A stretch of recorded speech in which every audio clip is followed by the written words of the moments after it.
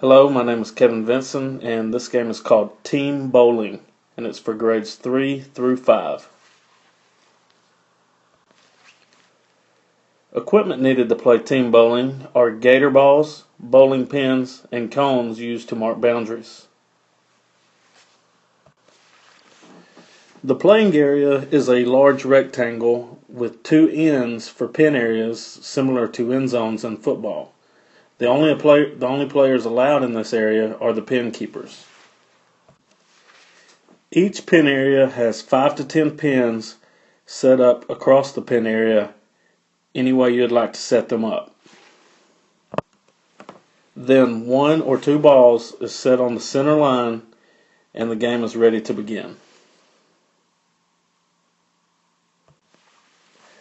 First, students are divided up into teams of 5 to 10 depending on the size of the class. Teams consist of 4 to 8 rovers and 1 to 2 pin keepers. The pin keepers must remain in the pin area and they are responsible for defending their team's pins. Pin keepers are also responsible for making outlet passes to their teammates. Pin keepers are not allowed to touch the pins once the game does begin. The game starts by the pin keepers rolling their balls to the rovers who must start the game on their own side of the playing area. Rovers are allowed to move anywhere inside the playing area other than the pin area. Once a rover has a ball, he or she has the option to pass the ball to a teammate or shoot the ball at their opponent's pins. Anyone with the ball is only allowed to take 2 steps before attempting a shot or a pass. Players without the ball should be moving around trying to get themselves open from their opponents to receive a pass. Once receiving the ball, a player has only 3 seconds before he or she must pass or shoot. Players may pass the ball in the air or on the ground, but all shots must be rolled. You may not take the ball from an opponent while the ball is in their hands, but you are allowed to steal the ball by catching it with your hands or stopping it with your feet when they are attempting to shoot or pass.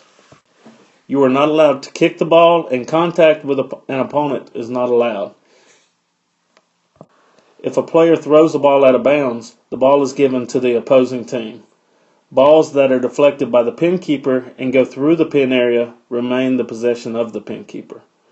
Once one team's pins are all knocked down, the team with pins remaining gets a point, and the pins are set back up and a new game starts.